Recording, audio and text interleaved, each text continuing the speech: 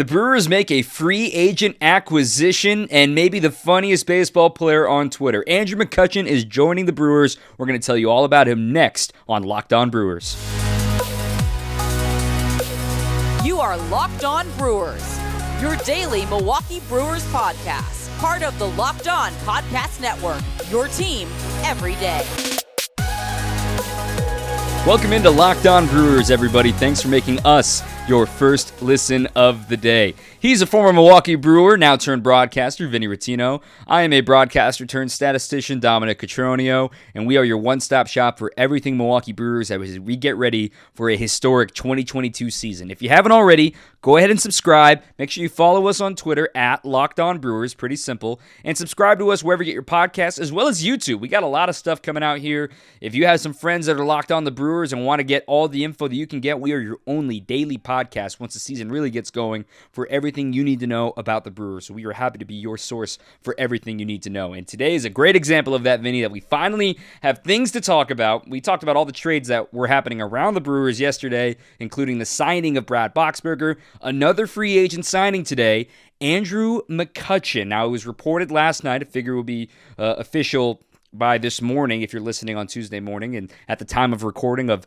9:33 Central Time, it's not official. It's all based on sources. So we're going to roll with the sources. It's been widely reported by Jeff Passan and also Ken Rosenthal and Will Salmon and Adam McCalvey. But anyway, it seems like Andrew McCutchen is going to be a Brewer. The longtime NL Central foe is coming to American Family Field. How do we feel about it? I like it. My first reaction was I like this move.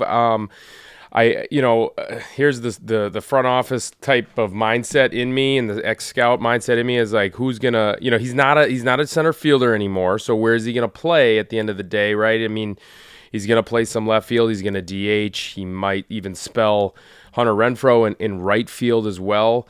But he can still hit. I mean, my goodness, he's got incredible bat speed. He did hurt his knee last year. We're going to dive into the numbers a little bit later in the episode, and we're going to kind of take a look at where his season kind of he had a good year last year, 22 bombs, and he was very, very productive. Or was it 27 or 22? 27 bombs. 27 bombs. So, I mean, he's a productive player still entering his age 35 season. So, I looked at a bunch of video. Doesn't look like his bat speed has slowed down whatsoever. Lightning hands, lightning bat speed, as always. His sprint speed was at 89 miles or 89th percentile in the big league. So, I mean, he still can run. So, I like this move. I really do. I think he's going to be a very welcome addition to this offense. Instant gut reaction is, okay, he's your DH. Then as I thought more about it, I'm thinking, well, he can play left field if Yelly needs a day or if Renfroe needs a day in right, like you mentioned. Like you said, not really a center fielder anymore. Granted, he hasn't really needed to do that with his teams he's been on the last few years. And again, he tore his ACL in 2019, came back fully recovered from that in 2020. But he hasn't played center field since very briefly in that 2019 season. He's probably doesn't have the prototypical speed for it, but this is where I look at the genius of the front office of the Brewers, and that maybe, Kane is still fast, don't get me wrong. Lorenzo Cain is still fast, but think about how many balls he got to this year because of positioning and being shaded toward a certain gap. Maybe there's a way that they can find, if they need McCutchen in center field, depending on what happens with Tyrone Taylor. We'll get to that later in the episode. Maybe they do have him as the emergency center fielder now for the Brewers to be able to shade him wherever they need him and see what happens. Because let's be honest, American Family Field, the gaps aren't ginormous compared to other ballparks, especially compared to he's previously played in San Francisco. He's also previously played in Philadelphia, and you have the big wall in left center field, deep to right center field. Definitely not as much ground to cover compared to those. That's just something that came to mind instantly, but I figure he slots in to be your everyday DH, which means they're pretty serious about Keston Hiura maybe getting some reps in the outfield. I'm very intrigued on, because McCutchen is still an everyday type player, and I don't think he would sign a deal with a contender just to play half the games. I don't know about you, but he's a great platoon option perhaps.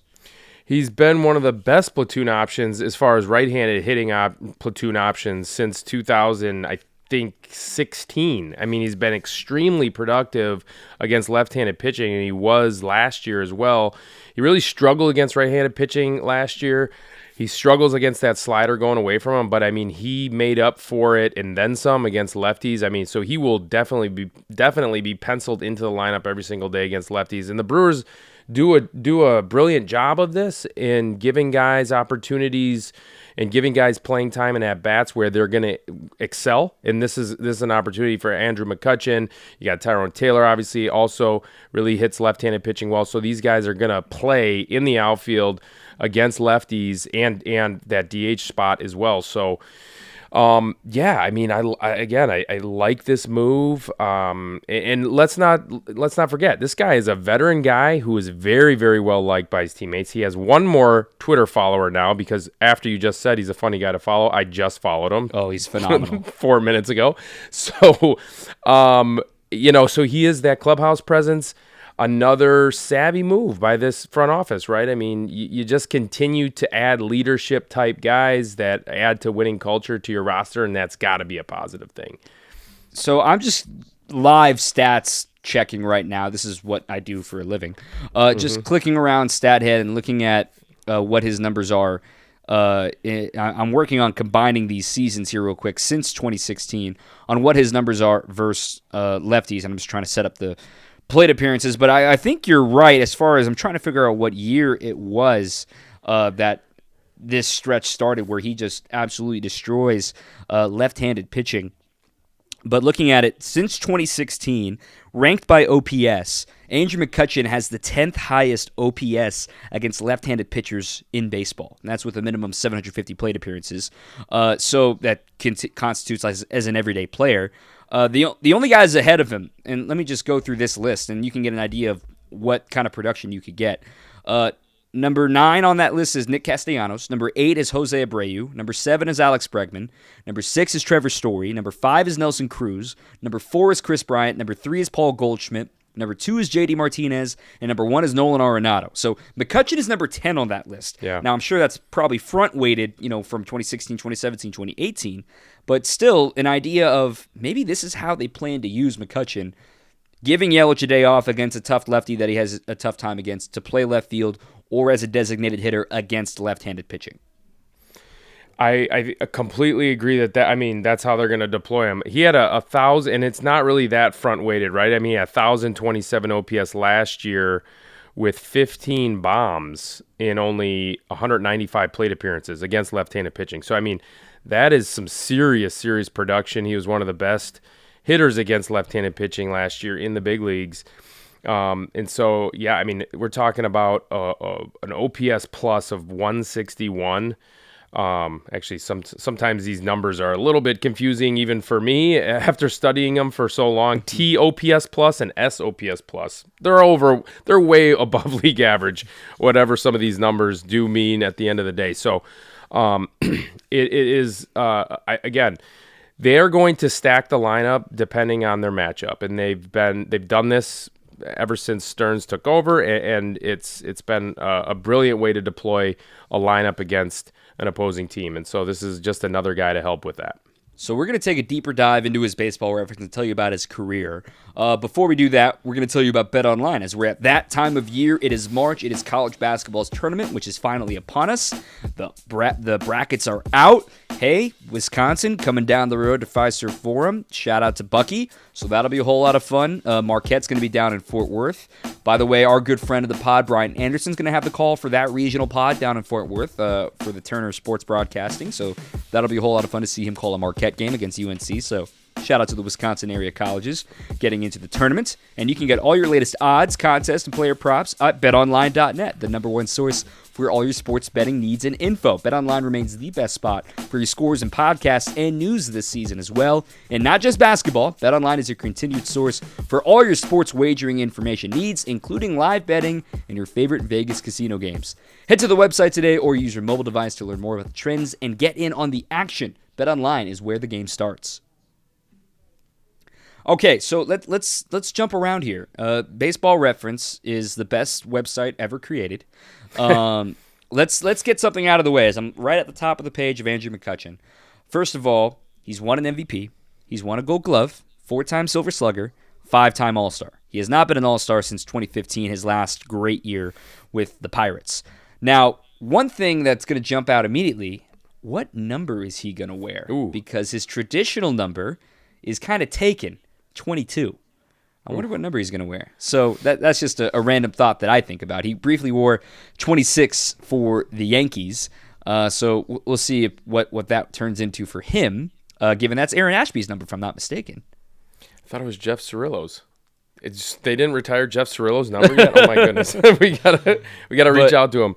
But anyway, so that's the first thing that jumps out to me. A former MVP is what you're acquiring here. And also, we don't know the numbers yet at the time of the recording as far as is it a year? Is it 2 years? How much money? How much is it? Is there an option on it? We don't know this at the time of recording. Maybe by the time you're listening, it will have come out and have been announced. But first, right off the bat, you're acquiring a Gold Glover and an MVP, which should never be taken lightly. 100%. I mean, and again, he has been very productive, and he did tear his ACL, right, in 2019, like you said. And so now he's bounced back, and he's fully healthy. He did re-injure that knee, and I did talk to Joe Dillon a little bit, who had him as a hitting coach in Philadelphia last year. He said he was kind of just kind of battling some of that knee stuff. I mean, he went on the DL for it as well. And so I do think there's going to have to be some maintenance to him and kind of not really, play him, I guess, as much as he probably would want to play. I mean, but the Brewers do a great job of that, just mixing guys in. They had a logjam in the outfield last year as well, and guys got enough playing time and enough at-bats to be productive and to produce. And so you're also deploying this situation as well, and you're probably looking ahead because, Lorenzo Cain, we talk about this, at times he gets dinged with some soft tissue stuff. He's got a history of that at this point, and so there's probably another contingency plan here for that. And like you said, at least the third option, if not maybe the second option out there in center field, depending on how they deploy him with positioning. So this is, again, a great sign, and like you said, he's been extremely, extremely productive, 2014 MVP. And he's not really kind of, regressed that much except when he's been, hurt. So, I think this is a tremendous boost to the offense. And sorry to correct you, but it was 2013 MVP. But during that 4-year stretch from 12 to 15, he finished in the top 5 in MVP voting in all 4 of those years, including 3rd in 12, won it in 13, 3rd in 14, and 5th in 15. And during that 4-year peak, his slash line was awesome. A 313 average, a 404 on base, a 523 slugging for a 926 OPS. He was a 3-4-5 player, and you can tell us how rare it is and how hard it is to find a 3-4-5 player in today's game.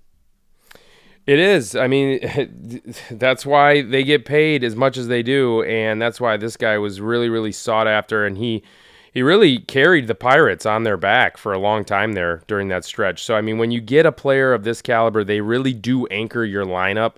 Obviously, he's not continuing to be that player as he was in the early 2010s, but he, like you said, when you get a player of that caliber, they can anchor your lineup, and hopefully we get that same kind of production again from Christian Yelich. And if we do, we're not talking about Yelich on this episode, but Brewers win the World Series hands down, in my opinion. But McCutchen is just going to add to this kind of, consistent baton passing type of an offense. This guy was very selective. He was one of the best players last year at not chasing outside of the zone.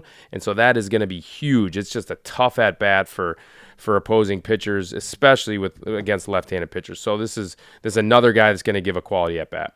Yeah, and to your point about not chasing pitches, Baseball Savant can actually track that based on chase rate and percentile. He has one of the highest walk rates in all of baseball.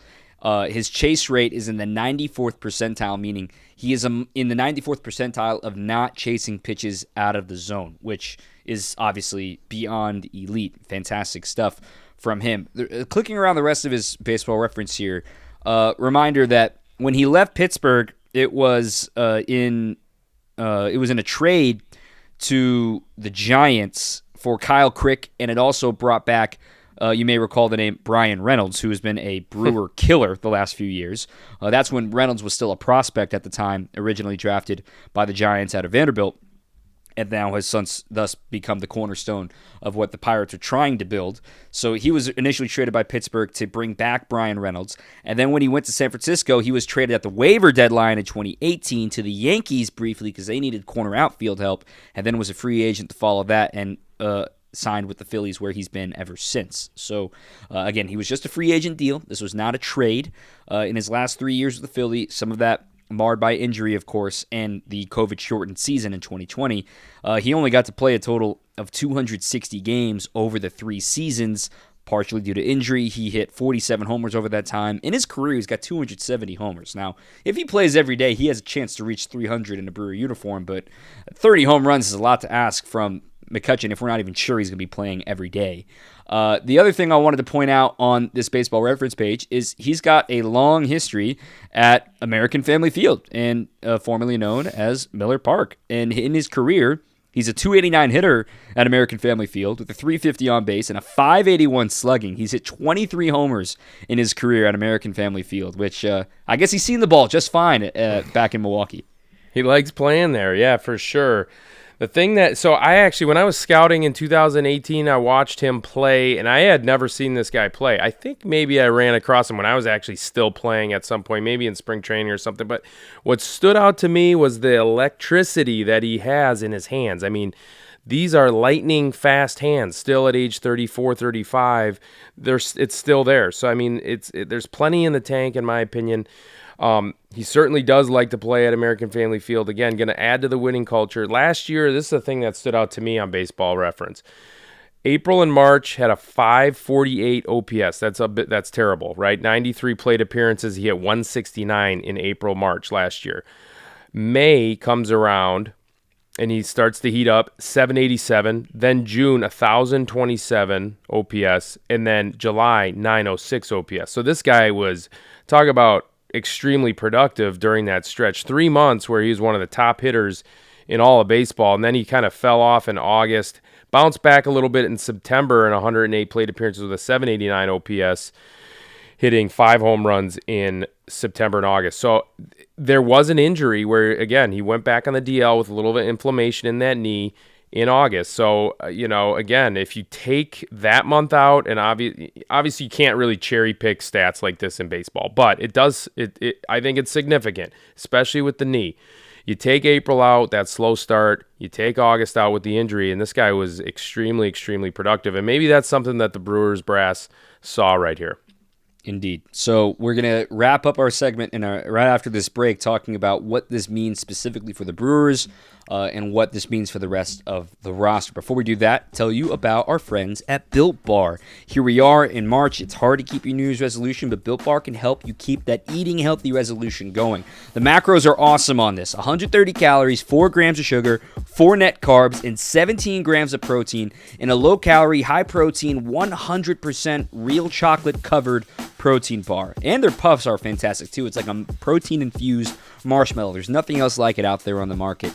Built Bar makes it taste delicious first and then make it healthy, and they somehow do it every single time. You're not going to get that chalky chemical spill taste with a Built Bar. They have their entire lineup online. I mean, you got mint brownie, coconut almond. Last month they had white chocolate cookies and cream. They have new flavors all the time. They're always experimenting. You can see their entire lineup at built.com, and you can use a promo code, thanks to us, LOCKED15. That's LOCKED15 at built, BUILT.com, and you're going to get 15% off your order. Again, the promo code LOCKED15 at built.com to get 15% off. Okay, Vinny. So we've talked about what McCutchen's role is going to be. Probably a platoon left fielder, fill in DH against lefties, that kind of thing. But what does this mean for the rest of the team? We just spent Monday's episode talking about the outfield picture, given Lorenzo Cain's playing center, Yelich figures to be in left, and then a rotating door in right between Renfroe and Tyrone Taylor, and now Keston Hiura is getting some reps in the outfield. Where does this puzzle shake out? Is there going to be an odd man out do you foresee? What do you make of all this? I think it's another one of these contingency plans where guys are going to rotate into that DH spot, but it's a contingency plan if and when Locaine, and I hate to say it, if and when Locaine gets dinged again, right? I mean, he had the soft tissue injury last year, if you guys remember, in spring training. then he comes back, and then he gets dinged again early in the season.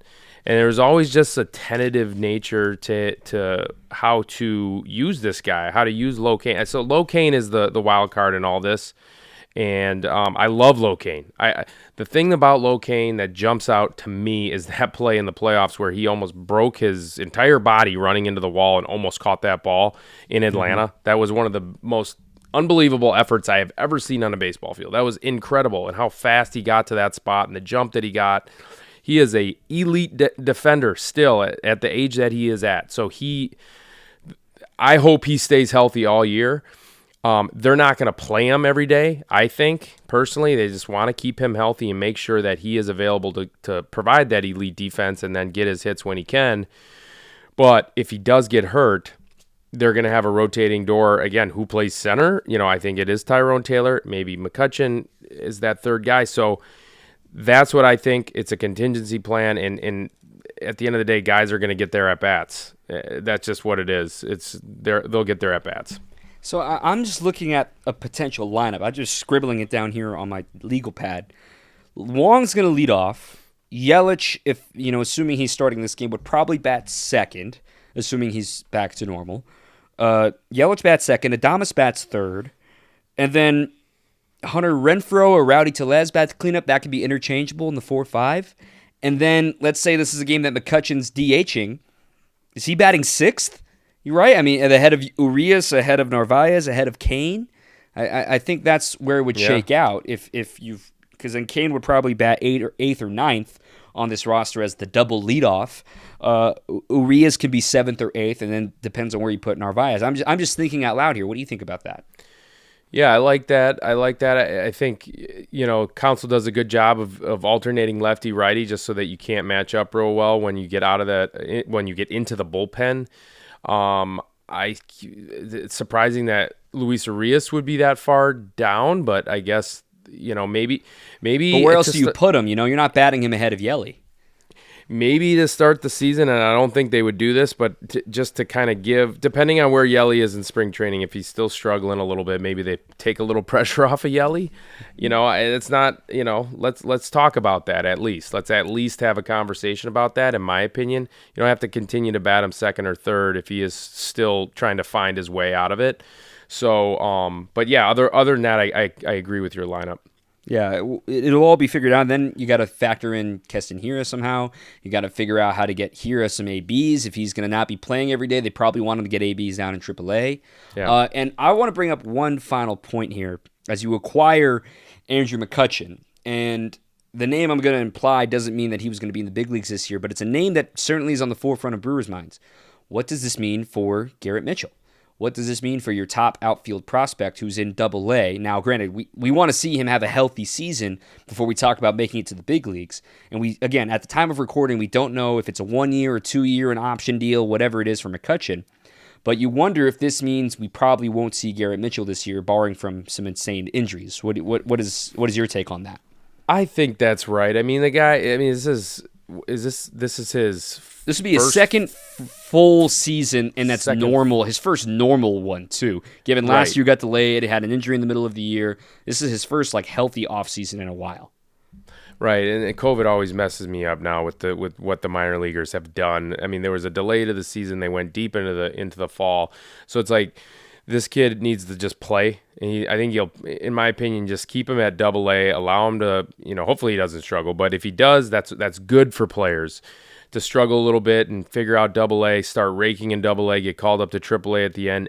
I don't even know if I would bring him up this next year, unless, again, the only time you would bring up Garrett Mitchell, and I brought this up on an episode previously, is that if he forces your hand to bring him up. Ryan Braun did that in 2006. I was on the team with him in Nashville, and he hit 3 bombs in New Orleans. He took himself out of the game, and he called Doug Melvin personally on the phone and said, "Get me to the big leagues." It was some crazy story like that, okay, because it's like, okay, this guy has nothing left. Not only does he have nothing left to prove, that goes without saying, he can actually help the major league team win. That is the only case, in my opinion, where you call up Garrett Mitchell this year.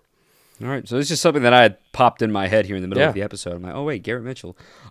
Quick programming note. We're figuring out the rest of the week's schedule as we get ready to prepare with blow your brains with content here. We got a lot coming here. Spring training is officially open. If you are in the Phoenix Valley, you're able to attend the minor league backfields. You may see me out there, so holler if you do see the short bald guy taking photos. That's me. Keep them coming. Games on Friday, man. Here we go. I mean, first game is on Friday. There will be broadcast schedule coming out soon. Be helping out on the stats side with that with our homie Jeff Levering here shortly. I can't wait, man. It feels like baseball season. It was 85 degrees here today. I'm stoked. I am absolutely stoked. It was like 60 degrees here at one point for like 5 minutes here today, and then it got back down to like the 40s. And I saw Baden's tweets about that. Shout out to Mark Baden. So I'm jealous. But I'm not. I'm excited for baseball to start. So it's a little bittersweet to have this cold weather still. But baseball starting on Friday. Can't wait. Can't wait. So we got more episodes coming this week. Don't go anywhere. Thanks for making us your first listen of the day. And, of course, with all the chaos happening with all the trades, I'm looking at you, Jerry DiPoto, and Cincinnati Reds and New York Yankees and so-and-so. Remember, you can make your second listen Locked On MLB right here on the Locked On Network. Paul Francis Sullivan, a.k.a. Sully, brings you his unique perspective on the major leagues, past and present. It's free and available wherever you get your podcasts if you want to catch up on a more national scale of everything happening in baseball because, well, Matt Olson went to the Braves.